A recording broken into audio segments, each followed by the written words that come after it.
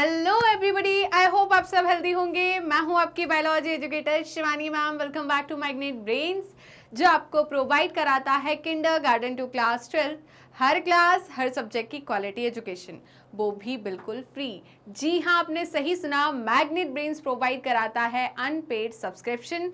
आपको किसी भी क्लास किसी भी सब्जेक्ट को पढ़ने के लिए कोई भी पेड सब्सक्रिप्शन लेने की ज़रूरत नहीं है, चाहे वो सीबीएसई बोर्ड हो, यूपी बोर्ड हो, बिहार बोर्ड हो या एमपी बोर्ड हो। आपको हर क्लास हर सब्जेक्ट के टॉपिक वाइज एक्सप्लेनेशंस मिलेंगे और साथ में मिलेंगे ढेर सारे प्रैक्टिस क्वेश्चंस। इतना ही नहीं, आप अवेल कर सकते हैं e notes and E book, जिसकी लिंक डिस्क्रिप्शन बॉक्स में दी है। तो चलते हैं आज की वीडियो की तरफ। आज की वीडियो हमारी class 12 biology unit number 8, that is biology in human welfare. और इस यूनिट का हम पहला चैप्टर कवर कर रहे हैं, जो कि है ह्यूमन हेल्थ एंड डिजीज। आपके एनसीईआरटी में चैप्टर नंबर 7 है। और आज के सेशन में मैं लेकर आई हूँ इस चैप्टर के मल्टीपल चॉइस क्वेश्चन। हम ऑलरेडी थ्योरी पूरी कंप्लीट कर चुके हैं, एनसीईआरटी सोल्यूशन 2 पार्ट में हम कर चुके हैं। हम इवन मल्टीपल चॉइस क्वेश्चन की पहला सेशन कंप्लीट कर चुके हैं, जिसमें हमने क्वेश्चन नंबर 1 to 15 कंप्लीट किया था। आज मैं लेकर आई हूँ क्वेश्चन नंबर 16 to 30। राइट, तो स्टार्ट करते हैं बेटा आज का सेशन। तो आज का पहला क्वेश्चन मतलब क्वेश्चन नंबर 16 है। आपको पता है कैसे अटेम्प्ट करना है अपन को। आपको मैं दूंगी 5 सेकंड। उस 5 सेकंड में आपको क्या करना है, कमेंट सेक्शन में आपको आंसर करना है कि आपका क्या आंसर है। राइट, चलिए तो स्टार्ट करते हैं आज के पहले क्वेश्चन से, जो कि है malt constitutes about -% of the lymphoid tissue in human body. ठीक है, माल्ट जो है ह्यूमन बॉडी में कितने % लिम्फॉइड टिश्यू को क्या करता है, जल्दी बताइए, कंस्टिट्यूट करता है। जल्दी बताइए, आपके 5 सेकेंड शुरू होते हैं अब। 20%, 70%, 10% या 50%। मैंने कहा था बेटा इससे क्वेश्चन आता है, इसीलिए मैंने कहा था, क्योंकि इससे डायरेक्ट क्वेश्चन आता है। क्या होगा इसका आंसर? क्या मतलब माल्ट का फुल फॉर्म क्या है मैम? हमें तो यही नहीं पता है माल्ट का फुल फॉर्म क्या है। तो माल्ट का फुल फॉर्म क्या है? म्यूकोसा या म्यूकोसल एसोसिएटेड लिम्फॉइड टिश्यू। क्या है? Mucosal associated lymphoid tissue. और ये जो है कंस्टिट्यूट करता है about 50% of the lymphoid tissue. Right बेटा, तो आप सभी का आंसर क्या डी ऑप्शन था? जल्दी बताइए। तो मेरा तो बिल्कुल डी था और मेरा आंसर तो करेक्ट है। आप बच्चों में से कितने बच्चों का आंसर डी है, जल्दी जल्दी कमेंट कीजिए। राइट, चलते हैं फुल रफ्तार के साथ नेक्स्ट क्वेश्चन की तरफ। और आज का नेक्स्ट क्वेश्चन है क्वेश्चन नंबर 17। क्वेश्चन नंबर 17 बोल रहा है बेटा, grafted kidney may be rejected in a patient due to. Grafted kidney का मतलब क्या है? Transplanted kidney. अगर किसी पर्सन की किडनी फेल हो जाती है, खराब हो जाती है, तो उसने किडनी ट्रांसप्लांट कराई है, उस किडनी को हमने ग्राफ्टेड किडनी कहा। ओके, उन्होंने बोला may be rejected in a patient due to. Patient की बॉडी उस किडनी को रिजेक्ट कर रही है, उसे एज अ फॉरेन पार्टिकल या फॉरेन ऑर्गन मान रही है। वो बोल रही है कि मेरे बॉडी का ऑर्गन नहीं है, मैं इसे एक्सेप्ट नहीं करना चाहती हूँ। तो ये किस वजह से हो रहा है? क्या रीजन है इसका? Passive immune system, innate immune system, humoral immune system या सेल मीडिएटेड इम्यून सिस्टम? आपके 5 सेकेंड शुरू होते हैं अब। रिस्पॉन्स, राइट, सारे के सारे रिस्पॉन्स ही हैं।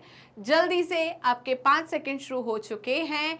5, 4, 3, 2, 1, टाइम अप, टाइम अप। क्या होगा इसका आंसर बेटा? Cell mediate immune system. क्या होगा? Cell mediated immune system. मैंने बताया था ग्राफ्ट रिजेक्शन में कौन सा इम्यून रिस्पॉन्स रहता है, जल्दी बताइए, कौन सा इम्यून रिस्पॉन्स रहता है? Cell mediated. यहां पर क्या? यहां पर ग्राफ्ट रिजेक्शन में कौन रिस्पॉन्सिबल है?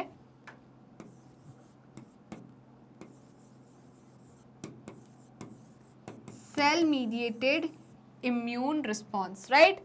तो जल्दी से इसका स्क्रीनशॉट ले लीजिए, एक बार आप चेक कर लीजिए, आंसर बिल्कुल सही है। ऑप्शन डी क्या है बेटा, करेक्ट आंसर है, राइट। चलते हैं नेक्स्ट क्वेश्चन की तरफ, और आज का नेक्स्ट क्वेश्चन है क्वेश्चन नंबर 18। क्वेश्चन नंबर 18 है बेटा, which of the following best explains the difference between an epitope and an antigen. तो बताइए क्या होता है एपिटोप एंड एंटीजन। तो मैंने आपको समझाया था एपिटोप पैराटोप, बताइए क्या है, क्या होता है एपिटोप पैराटोप एंटीजन।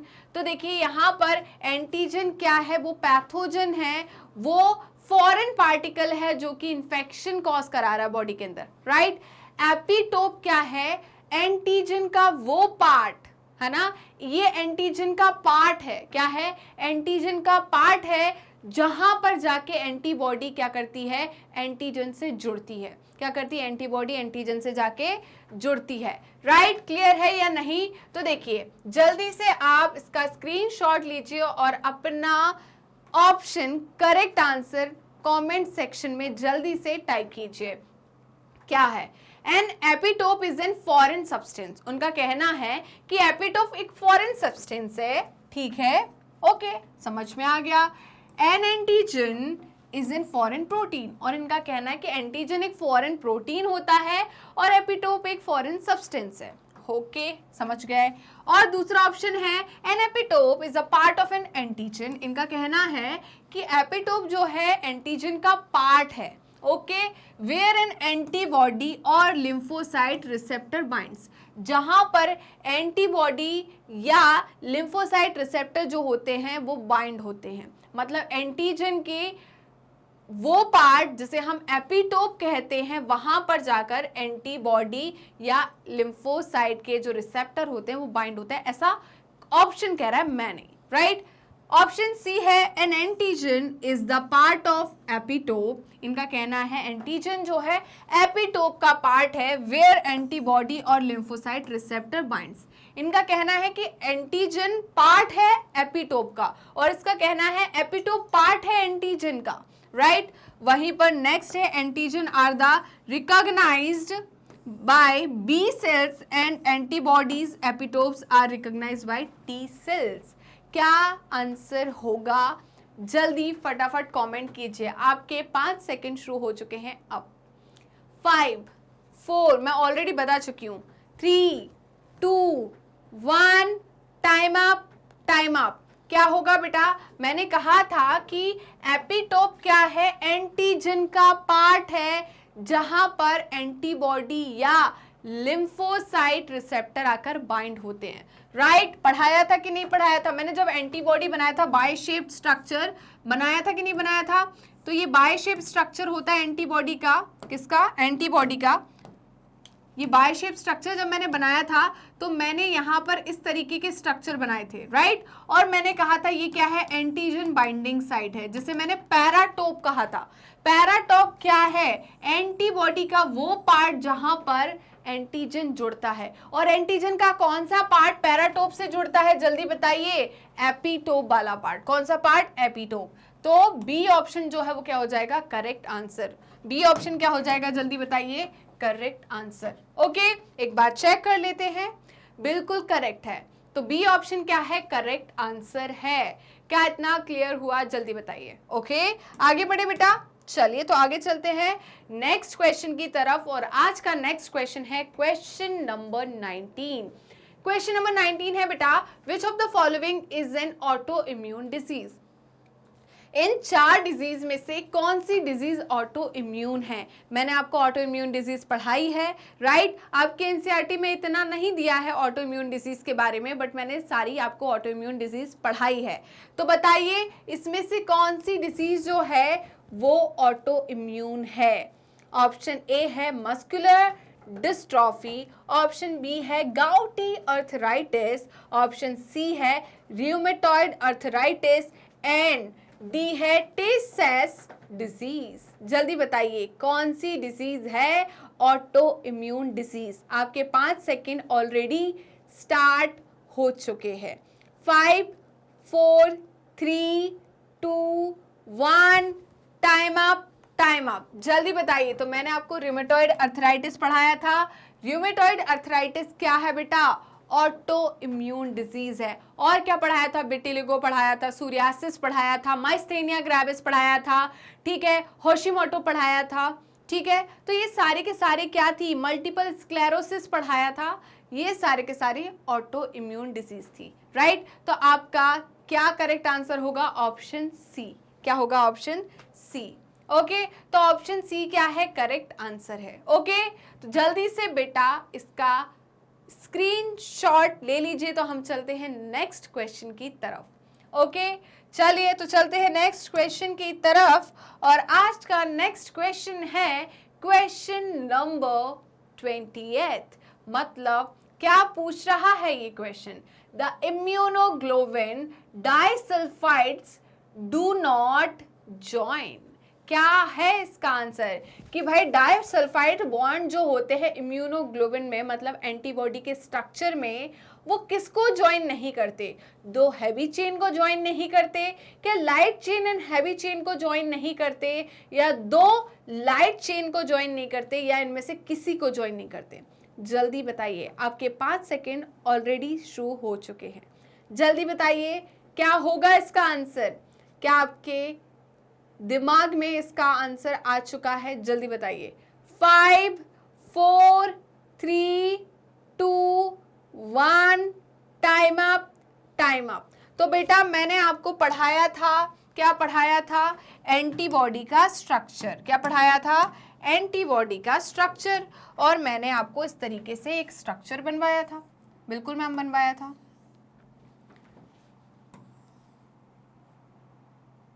बनवाया था कि नहीं बनवाया था? ऐसा स्ट्रक्चर बनवाया था ना?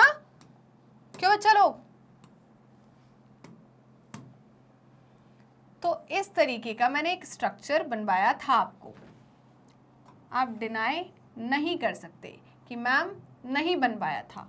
तो जो बच्चा बोल रहा है नहीं बनवाया था, मैं उसको बोलूंगी कि प्लीज जरा एंटीबॉडी वाले वीडियो पर जाइए और वहां देखिए। और मैंने क्या कहा था? यहाँ पर क्या होते हैं? 16 डाइसल्फाइड बॉन्ड होते हैं। क्या होते हैं? 16 डाइसल्फाइड बॉन्ड। क्या बोला था या नहीं? जल्दी बताइए। तो देखिए डाइसल्फाइड बॉन्ड यहाँ पर भी होते हैं। क्या होते हैं या नहीं? बताइए। यहाँ पर डाइसल्फाइड बॉन्ड होते हैं कि नहीं होते? मैंने बोला था यहाँ पर भी डाइसल्फाइड बॉन्ड होते हैं, है ना? बोला था। और मैंने कहा था इस तरीके से क्या होते हैं? डाइसल्फाइड बॉन्ड होते हैं। यहां पर क्या होते हैं? डाइसल्फाइड बॉन्ड होते हैं।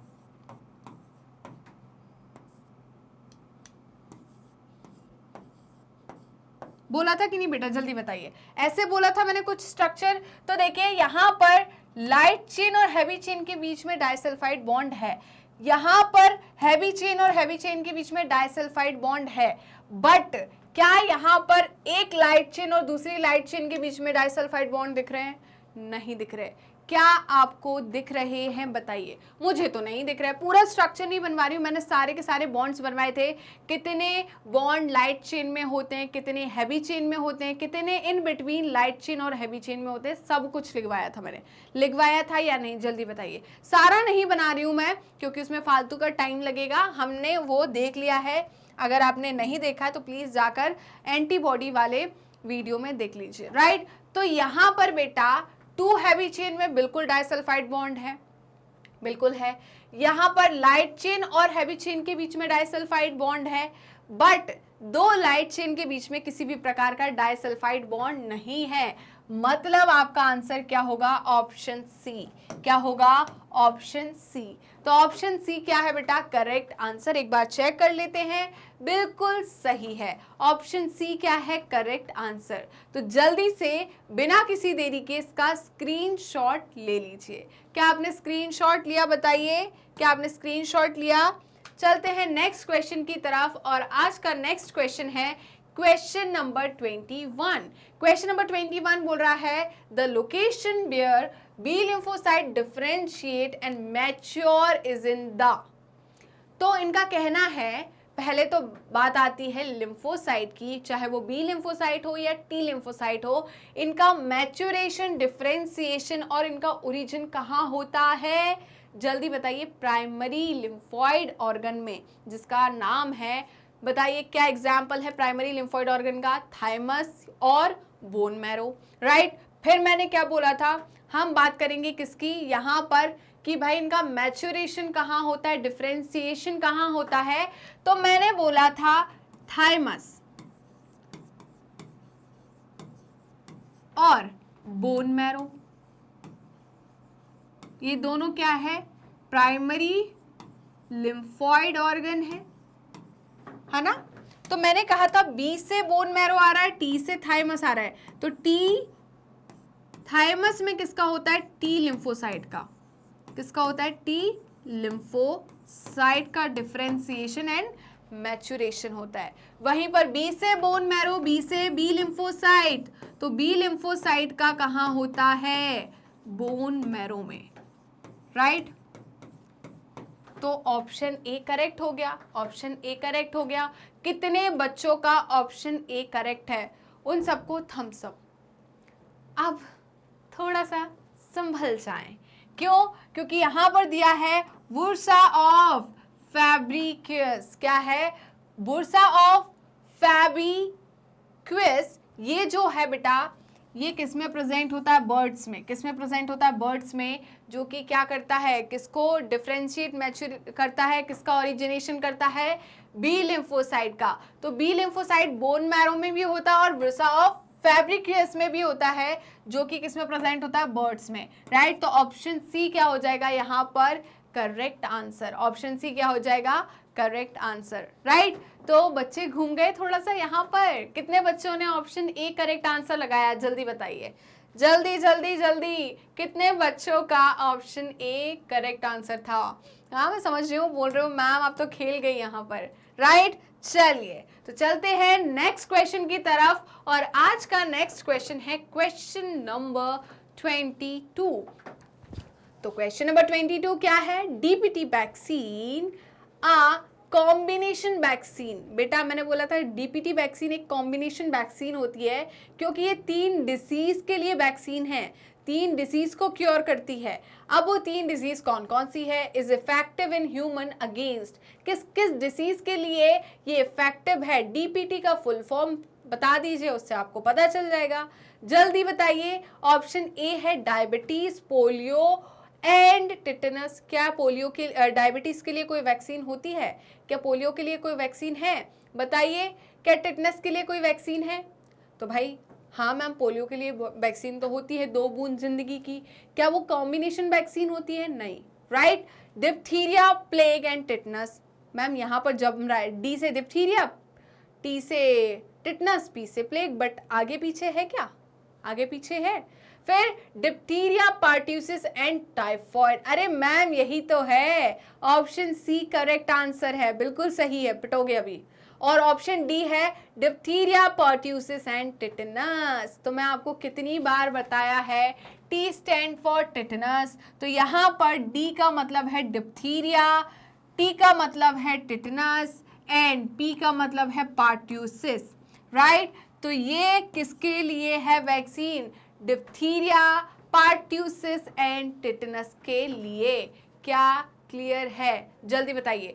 DTP वैक्सीन जो है या DPT वैक्सीन जो है वो किसके लिए है? डिप्थीरिया, पार्ट्यूसिस एंड टिटेनस के लिए, राइट बेटा। तो जल्दी से स्क्रीनशॉट लीजिए इसका।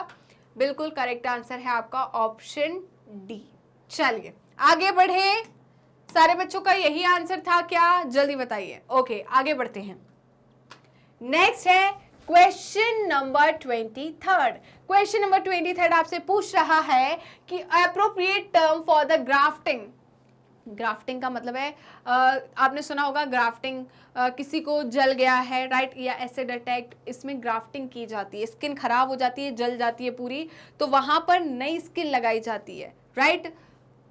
किसी ने विवाह मूवी तो देखी होगी, है ना। विवाह मूवी में जब वो जल जाती है तो बोलते हैं कि हम उनकी स्किन से क्या ले लेंगे, उनकी स्किन ले लेंगे थाइस की और उसको लगा देंगे, ठीक है, ग्राफ्टिंग करेंगे यहाँ पर। वो थोड़ा एक्सेप्ट लेट करेंगी बट उनको एक्सेप्ट करना पड़ेगा। तो वो कौन सी प्रोसेस थी? ग्राफ्टिंग। यहाँ पर हम टिश्यू ऑर्गन का क्या करते हैं? ग्राफ्टिंग करते हैं, किसी दूसरे अफेक्टेड पार्ट से जोड़ते हैं, राइट। वो खुद के बॉडी का भी कर सकते हैं, किसी और की बॉडी का भी कर सकते हैं, किसी और की बॉडी का भी कर सकते हैं, राइट। तो देखिए यहाँ पर जो ग्राफ्टिंग हो रही है, अब इनका कहना है कि appropriate term for the grafting of tissue or organs between the individuals of different species। यहाँ पर हम दो डिफरेंट स्पीसीज में ग्राफ्टिंग कर रहे हैं। मतलब बात मैं ना सही बता रही हूँ, मैंने ये केस देखा है, मैं ऐसा कुछ भी नहीं बोलती हूँ। छोड़ो छोड़ो छोड़ो, कोई बात नहीं। चलो, एक इंसान में आप बकरे की आंख लगा दो, क्या ये पॉसिबल है? बताइए, क्या ये पॉसिबल है? क्या ये पॉसिबल है? ये ग्राफ्टिंग जो है, क्या ये पॉसिबल है? जल्दी बताइए। मैं तो बोलूं कि भाई एक दूसरी स्पीसीज से दूसरी स्पीसीज में मैंने क्या लगा दिया? बताइए। इनका यही कहना है कि डिफरेंट स्पीसीज में आपने क्या कर दी? ग्राफ्टिंग कर दी। मतलब वही वाली बात हो गई कि बकरे की आंख एक इंसान में लगा दी, इसको उन्होंने क्या कहा? ग्राफ्टिंग। भाई आई एक ऑर्गन है या नहीं? बताइए। ऑर्गन है, तो सेंसरी ऑर्गन है, बिल्कुल। तो हाँ, इसको, इस ग्राफ्टिंग को क्या कहेंगे? एलोग्राफ्ट कहेंगे, आइसोग्राफ्ट कहेंगे, जीनोग्राफ्ट कहेंगे या ट्रांसग्राफ्ट कहेंगे? जल्दी बताइए। मैम ये तो समझ में आ गया कि डिफरेंट स्पीसीज में हम ग्राफ्टिंग कर रहे हैं, जैसे कि बकरे की आंख इंसान में लगा दी, ये तो समझ में आ गया। बट इसे बोलते क्या है? एलोग्राफ्ट का मतलब क्या है? एलोग्राफ्ट का मतलब होता है बेटा, सेम स्पीसीज में हम क्या करा रहे हैं? ग्राफ्टिंग करा रहे हैं। जैसे कि एक इंसान से दूसरे इंसान में हमने क्या करा? किसी ऑर्गन का ट्रांसप्लांटेशन कराया, बट वो दो इंसान आइडेंटिकल नहीं है, आइडेंटिकल ट्विंस नहीं है, ठीक है, वो कोई थर्ड पर्सन है, तो वो क्या कहलाएगा? बताइए। एलोग्राफ्ट। क्या कहलाएगा? एलोग्राफ्ट। एलोग्राफ्ट का मतलब समझ में आ गया? बताइए। Grafting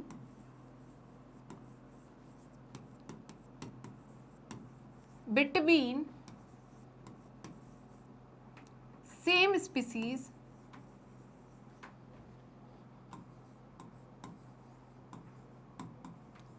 but they are not identical twins।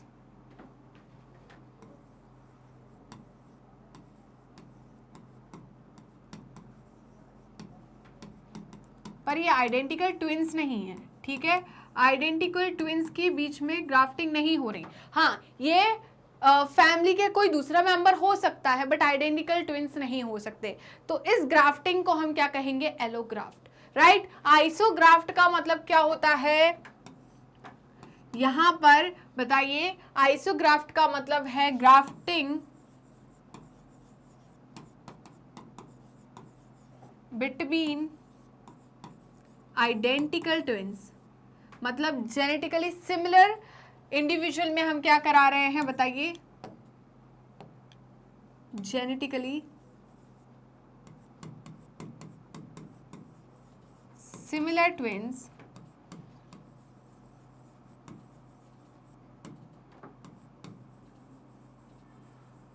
इसे हम क्या कहते हैं? जल्दी बताइए। जेनेटिकली सिमिलर ट्विंस को हम क्या कहेंगे? या हम जेनेटिकली सिमिलर इंडिविजुअल की बात करें, इन इंडिविजुअल को हम क्या कहेंगे? Identical twins. क्या कहेंगे? Identical twins, right. क्या कहेंगे बेटा? Identical twins. नेक्स्ट है जीनोग्राफ्ट। क्या है? जीनोग्राफ्ट। जीनोग्राफ्ट का मतलब होता है grafting between two different species.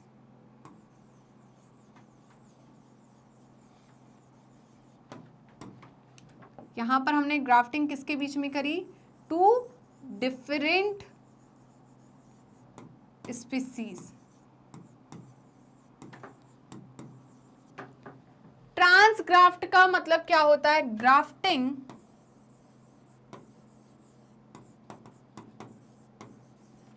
between genetically modified plant and non genetically modified plant, right या बोलो transgenic and non transgenic plant, ठीक है। तो grafting between transgenic and non transgenic plant,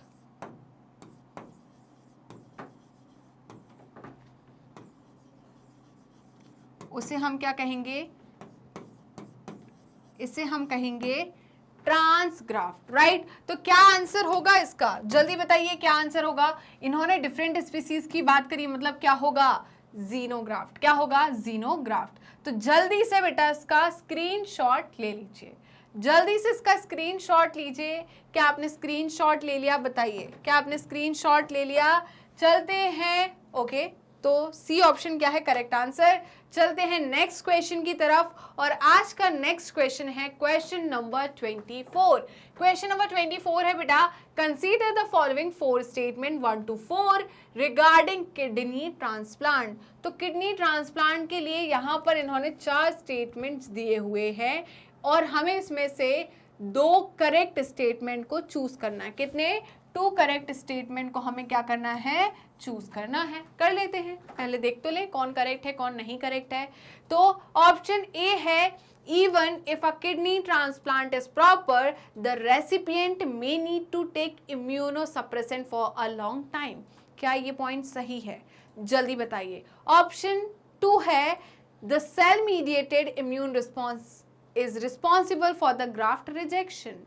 option 3 है, the B lymphocytes are responsible for the rejection of the graft, and D मतलब 4th option है, the acceptance or rejection of kidney transplant depends on the specific interferons। तो बताइए इन दोनों, इन सारे के सारे 4 में से कौन 2 स्टेटमेंट करेक्ट है, जल्दी बताइए। आपके 5 सेकेंड शुरू होते हैं अब। 5 4 3 2 1, टाइम अप, टाइम अप। जल्दी बताइए क्या आंसर है। तो बेटा फर्स्ट और सेकंड ऑप्शन बिल्कुल करेक्ट है। कैसे करेक्ट है, पहला ऑप्शन कह रहा है कि even kidney transplant is proper, भाई प्रॉपर किडनी ट्रांसप्लांट हो गया, रेसिपिएंट आपको जो मिला वो प्रॉपर मिल गया, ठीक है, सारा सब कुछ टिश्यू मैचिंग वैचिंग हमने कर ली, सब कुछ कर लिया, राइट। द रेसिपिएंट जिसने एक्सेप्ट करी है किडनी, जिसमें किडनी ट्रांसप्लांट हुआ है, उससे may need to take immunosuppressants. इसको क्या ड्रग्स लेने की जरूरत है, कौन से ड्रग्स, इम्यूनोसप्रेसेंट ड्रग्स, जिसे हम क्या बोलेंगे, साइक्लोस्पोरिन ए। क्या बोलेंगे, साइक्लोस्पोरिन ए। साइक्लोस्पोरिन ए क्या होता है, इम्यूनोसप्रेसेंट ड्रग, जो कि इंसान की इम्यून सिस्टम को क्या कर देता है, सप्रेस कर देता है। उसकी बॉडी जो है, उसके इम्यून सिस्टम जो है ज़्यादा एक्टिव ना रहे, नहीं तो वो इस ट्रांसप्लांट किडनी को रिजेक्ट कर देगा, राइट। क्लियर है, फॉर अ लॉन्ग टाइम, काफ़ी लंबे टाइम तक क्या लेना पड़ता है, इम्यूनोसप्रेसेंट ड्रग लेना पड़ता है, राइट। नेक्स्ट है, The cell mediated immune response is responsible for the graft rejection। पहले ही समझा चुकी थी कि graft rejection के लिए कौन responsible है, cell mediated immune response, right, ना कि ह्यूमरल इम्यून रिस्पॉन्स। ओके, बिल्कुल सही है। बाकी ये दोनों गलत है, क्योंकि ग्राफ्ट रिजेक्शन के लिए बी लिम्फोसाइट रिस्पॉन्सिबल नहीं है, और यहाँ पर इंटरफेरॉन्स का कोई रोल नहीं है। तो ऑप्शन 1 और 2 क्या है करेक्ट। तो जल्दी से पहले इसका स्क्रीनशॉट ले लीजिए। क्या आपने ले लिया, बताइए, ले लिया आपने। तो क्या होगा इसका, 1 और 2 करेक्ट है, तो ऑप्शन डी क्या है करेक्ट आंसर। तो ऑप्शन डी क्या है बेटा, करेक्ट आंसर। एक बार चेक कर लेते हैं, तो बिल्कुल सही है, ऑप्शन डी क्या है करेक्ट आंसर है। ओके, क्लियर है। चलिए तो आगे देखते हैं।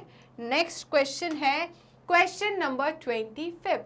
क्वेश्चन नंबर 25 है बेटा, in habitual alcohol drinkers liver get damaged because of.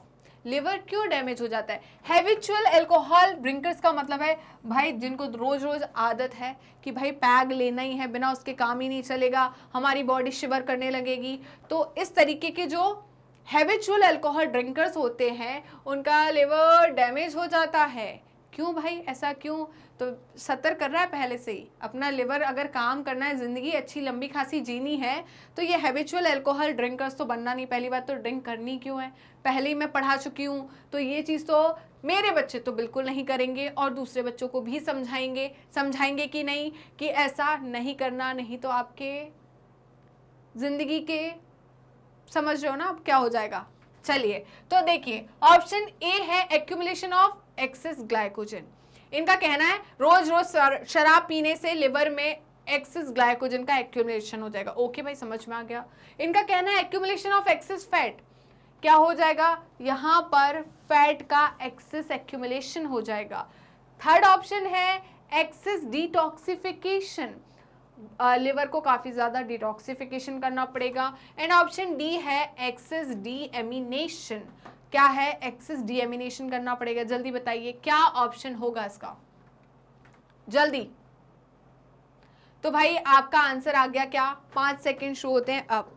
5 4 3 2 1। बेटा आपके लिवर को बार बार क्या करना पड़ेगा, जल्दी बताइए क्या करना पड़ेगा, डिटॉक्सिफिकेशन करना पड़ेगा। क्या करना पड़ेगा, डिटॉक्सिफिकेशन, राइट। और आपकी फैटी लिवर कंडीशन आ जाएगी, क्या आ जाएगी, फैटी लिवर कंडीशन, मतलब एक्यूमुलेशन ऑफ एक्सेस फैट। क्या हो जाएगा, फैट का एक्सेस एक्यूमुलेशन हो जाएगा, राइट। चलिए तो जल्दी से इसका स्क्रीनशॉट ले लीजिए, जल्दी से स्क्रीनशॉट लीजिए।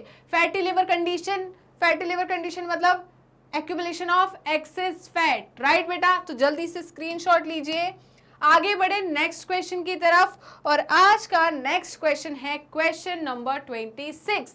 क्वेश्चन नंबर 26 है the term health is defined in many ways, the most accurate definition of health would be। तो भाई हम हेल्थ को बहुत सारी डेफिनेशंस के थ्रू समझा सकते हैं। आप बोल सकते हो हेल्थ ये होती है, हेल्थ वो होती है, हेल्थ ये होती है। मैं बोलूँगी मेरे को एक्यूरेट डेफिनेशन चाहिए हेल्थ की, तो आप क्या बोलोगे, जो कि मैंने पहले क्लास में बताई थी वही डेफिनेशन मुझे आपसे चाहिए। क्या होता है हेल्थ?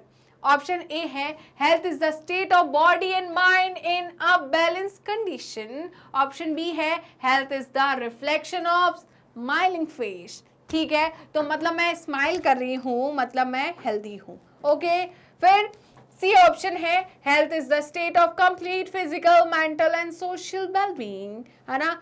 तो मतलब आप फिजिकली भी फिट होना चाहिए, मेंटली भी फिट होना चाहिए। मेंटली फिट कैसे हो सकते हैं, कोई स्ट्रेस ना हो, ठीक है, डिप्रेशन ना हो, किसी प्रकार की बीमारी ना हो, और सोशल वेलबीइंग मतलब लोगों से घुलना मिलना पसंद है, आपको लोगों के बीच बैठना पसंद है। ओके, और ऑप्शन डी है health is symbol of economic prosperity. भाई डेफिनेशन पूछिए एक्यूरेट, जल्दी बताइए, आपके 5 सेकंड शुरू होते हैं अब। अगर ये नहीं बताया ना तो सोच लेना, यहीं से ऐसे ऐसे करके, समझ रहे हो। तो जल्दी बताइए क्या है इसका आंसर, आपके 5 सेकंड शो होते हैं अब। 5 4 3 2 1, टाइम अप। जल्दी बताइए क्या होगा। तो ऑप्शन सी क्या है करेक्ट आंसर। हेल्थ का मतलब होता है complete state of complete physical, mental and social wellbeing, तभी एक इंसान हेल्दी कहलाएगा। अगर वो फिजिकली हेल्दी है, मेंटली हेल्दी है, बट वो सोशल वेलबीइंग नहीं है, तो वो हेल्दी नहीं होगा। फिजिकल है, सोशल है, बट मेंटली हेल्दी नहीं है, स्ट्रेस है, ठीक है, डिप्रेशन है, तो वो हेल्दी नहीं है। राइट, क्लियर है। एक इंसान हट्टा कट्टा अच्छा दिख रहा है ना, बॉडी दिख रही है उसकी, तो वो हेल्दी नहीं है। इसका मतलब ये नहीं कि वो हेल्दी है, मेंटली हेल्दी है कि नहीं, और वो लोगों के साथ सोशल हो रहा है कि नहीं हो रहा है, ये सब चीजें भी डिपेंड करती है एक हेल्दी पर्सन के लिए। राइट, चले तो चेक कर लेते हैं बेटा। बिल्कुल, तो ऑप्शन सी क्या है करेक्ट आंसर है। ऑप्शन सी क्या है करेक्ट आंसर, राइट। तो चलते हैं नेक्स्ट क्वेश्चन की तरफ। और आज का नेक्स्ट क्वेश्चन क्या है बताइए। आज का नेक्स्ट क्वेश्चन है क्वेश्चन नंबर 27। और क्वेश्चन नंबर 27 बोल रहा है the organisms which cause disease in plants and animals are called. वो ऑर्गेनिज्म जो एनिमल और प्लांट में डिजीज कॉज करते हैं, उन ऑर्गेनिज्म को हम क्या कहते हैं? पैथोजेंस कहते हैं, बैक्टीरिया कहते हैं, इंसेक्ट कहते हैं, या वर्म्स कहते हैं? जल्दी बताइए क्या होगा? जल्दी जल्दी जल्दी, ये तो बहुत बहुत बहुत तुच्छ सा क्वेश्चन है, जल्दी बताइए क्या होगा इसका आंसर। आपके 5 सेकेंड शुरू होते हैं अब। 5 4 3 2 1, टाइम अप, टाइम अप। जल्दी बताइए क्या आंसर होगा। तो बेटा इसका आंसर क्या है, जल्दी बताइए। पैथोजन। क्या है? पैथोजन। पैथोजन क्या होता है? ऑर्गेनिज्म विच इन्फेक्ट बॉडी और क्या कॉज करे? डिसीज कॉज करे। उन ऑर्गेनिज्म को हम क्या कहते हैं? पैथोजन। वेक्टर तो वो होते हैं जो कि इन पैथोजन को क्या करते हैं? ट्रांसमिट करते हैं, राइट। इंसेक्ट्स तो बेटा जरूरी थोड़ा ना कि इंसेक्ट पैथोजन हो। हाँ, कोई इंसेक्ट पैथोजन हो सकता है बट नहीं है, राइट। क्लियर है? वहीं पर वर्म्स पैथोजेनिक हो सकते हैं, बट यहां पर जल्दी बताइए, वर्म्स पैथोजन हो सकते हैं बट सारे वर्म्स डिजीज तो कॉज नहीं कराते, राइट। तो इनका कहना है वो ऑर्गेनिज्म जो डिजीज कॉज कराए उनको हम क्या कहते हैं? बेटा इंसेक्ट्स। कौन सा इंसेक्ट आपने देखा है जो पैथोजेनिक है? जल्दी बताइए कौन सा इंसेक्ट जो है वो पैथोजेनिक है? ओके, जल्दी बताइए कोई इंसेक्ट ऐसा आपने सुना है जो पैथोजेनिक है? जल्दी बताइए। तो आपका ऑप्शन ए क्या हो जाएगा? Correct answer. पैथोजन क्या है बताइए? वो ऑर्गेनिज्म जो कि इंसान में और प्लांट में डिसीज कॉज कर सके। आगे चले नेक्स्ट क्वेश्चन की तरफ, और आज का नेक्स्ट क्वेश्चन है question number, excuse me, I am really sorry, question number 28। Question number 28 है the chemical test that is used for the diagnosis of typhoid.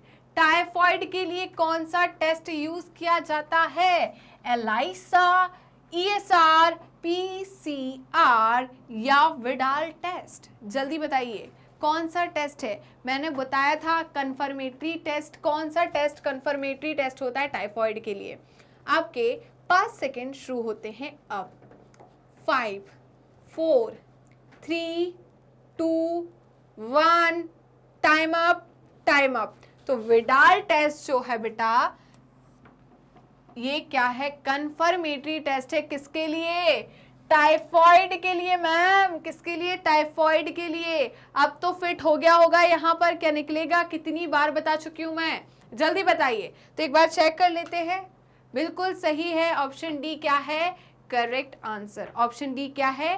Correct answer, right बेटा। चलते हैं आगे नेक्स्ट क्वेश्चन की तरफ, और आज का नेक्स्ट क्वेश्चन है क्वेश्चन नंबर 29।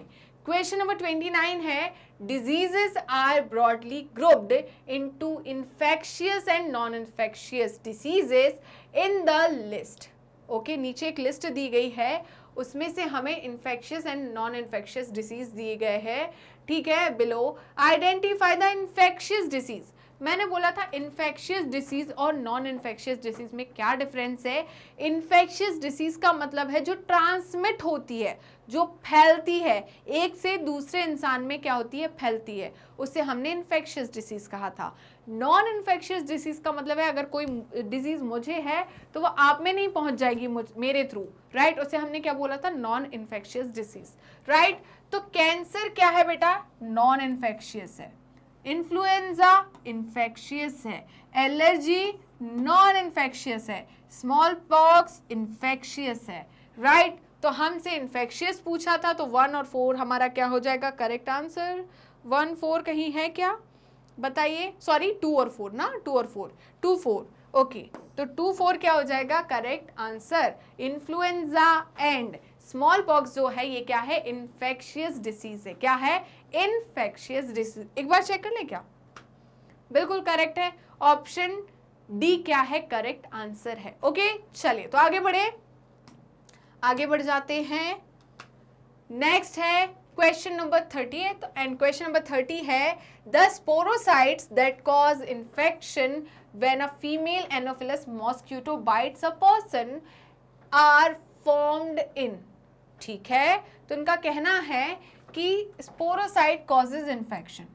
स्पोरोसाइट जो है इन्फेक्शन कॉज करता है when female Anopheles mosquito bites a person is are formed इन।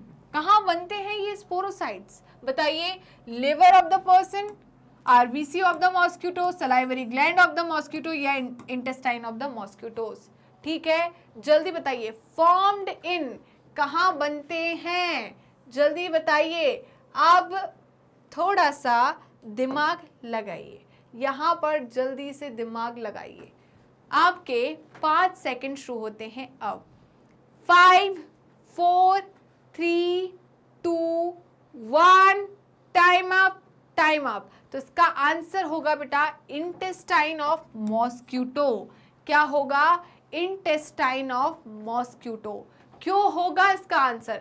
मैंने क्या कहा था? देखिए, होता क्या है, जो मॉस्किटो है, फीमेल एनाफिलस है, उसकी सलाइवरी ग्लैंड में स्टोर होते हैं स्पोरोजोइड, जो कि क्या है, प्लाज्मोडियम की इन्फेक्टिव स्टेज है। अब फीमेल एनाफिलस उड़ते हुए गई और मैं आपको पढ़ा रही थी, वो आई और मुझे काट गई तो उसने मेरा ब्लड सक किया। अब उसके जो सलाइवरी ग्लैंड में स्पोरोजोइड्स थे वो उसने मेरे ब्लड में छोड़ दिए।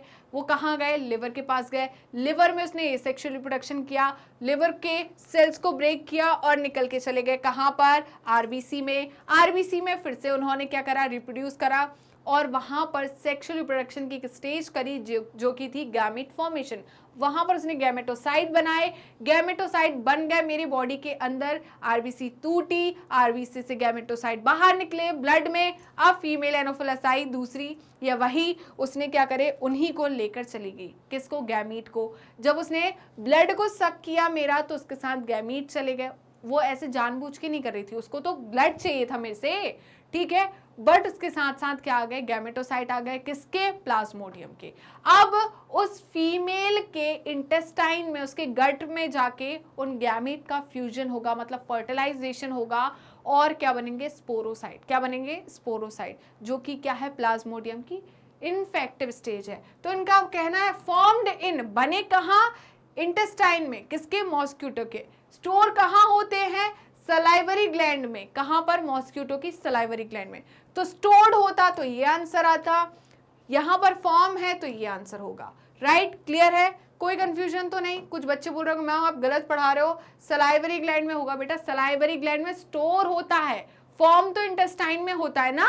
राइट? क्लियर है? चलिए, तो बिल्कुल डी जो है वो क्या है? करेक्ट आंसर है। क्या आपको क्लियर है? क्रिस्टल क्लियर है? चमका बताइए। चलिए, तो यहीं पर हम खत्म करते हैं question number 16 to question number 30। I hope हर एक एमसीक्यू आपको अच्छे से समझ में आया होगा, चारों ऑप्शन अच्छे से समझ में आए होंगे। ये वीडियो अच्छी लगी तो लाइक कीजिए, शेयर कीजिए, सब्सक्राइब कीजिए, कमेंट करना बिल्कुल मत भूलेगा। तो आप हमें YouTube चैनल पर तो ऑलरेडी फॉलो कर रहे होंगे, ऐसा मैं सोच रही हूँ, और अगर अभी तक आपने YouTube चैनल को सब्सक्राइब नहीं किया है तो किस बात की देरी, जल्दी फटाफट पहले YouTube चैनल को सब्सक्राइब कर दीजिए एंड बेल आइकन को क्लिक कर दीजिए, जिससे डेली बेसिस पर आपको नोटिफिकेशन मिलता रहे, डेली बेसिस पर आप recorded videos as well as live session attend कर सके। इसके अलावा आप हमें फॉलो कर सकते हैं हमारे पेज पर। तो पेज को फॉलो करने के लिए सिंपली आपको गूगल या क्रोम पर जाना है एंड वहां टाइप करना है मैग्नेट ब्रेन्स। जैसे ही आप मैग्नेट ब्रेन्स टाइप करोगे तो आपको इस टाइप का एक पेज ओपन होगा। इस पेज में किंडरगार्टन टू क्लास 12 क्लास तक की कंप्लीट कोर्स की प्लेलिस्ट अवेलेबल है। Specially 11th and 12th class के लिए यहाँ पर आपको स्ट्रीम वाइज प्लेलिस्ट अवेलेबल होने वाली है, जैसे कि science stream, commerce stream and humanity stream. और यहाँ पर हमने प्लेलिस्ट में क्या क्या चीज़ें इंक्लूड की है आपके लिए, तो यहाँ पर हम लेकर आए हैं आपको प्लेलिस्ट में हर एक चैप्टर की, हर एक टॉपिक के वीडियोस, ठीक है, टॉपिक वाइज वीडियोस, और उसमें जो भी एडवांस कंटेंट आपको चाहिए होता है जो कि एनसीईआरटी ने नहीं दिया है बट उससे कॉम्पिटिटिव एग्जाम में क्वेश्चंस आते हैं, हम वो भी इंक्लूड करते हैं। उसके साथ NCERT solutions, MCQs, MIQs, one shot revision, quick revision and daily practice question. जी हाँ, हम इतना सब कुछ लेकर आए हैं आपको प्लेलिस्ट में, क्योंकि हम चाहते हैं आप एक ही जगह से हर एक चैप्टर को बिल्कुल स्ट्रॉन्ग कर लो, हर एक चीज को कंप्लीट कर लो, राइट, जिससे आपकी स्टडी क्या हो जाए, स्मार्ट हो जाए, राइट। इसके अलावा आप हमें फॉलो कर सकते हैं हमारी ऑफिशियल वेबसाइट पर, दैट इज www magnetbrains.com और आप हमसे जुड़ सकते हैं हमारे सोशल मीडिया हैंडल्स के थ्रू, जैसे कि Facebook, Instagram, Twitter and WhatsApp. आप अवेल कर सकते हैं e notes and E book, जिसकी लिंक डिस्क्रिप्शन बॉक्स में दी है।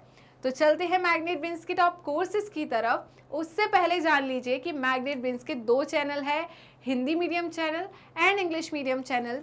हिंदी मीडियम चैनल पे सारे कोर्सेस आपको हिंदी में अवेलेबल मिलेंगे, वहीं पर इंग्लिश मीडियम चैनल पे सारे कोर्सेस आपको इंग्लिश में अवेलेबल मिलने वाले हैं। अब बात आती है हिंदी मीडियम चैनल की, तो हिंदी मीडियम चैनल पर आपको क्लास 6 to 12 क्लास तक के कोर्सेज कराए जाते हैं, वहीं पर इंग्लिश मीडियम चैनल पर क्लास 6 किंडरगार्टन टू क्लास 12 के कोर्सेज कराए जाते हैं। अब बात आती है इन दोनों चैनल पे कौन कौन से कोर्सेज अवेलेबल है, ये तो आपने बताया ही नहीं मैम।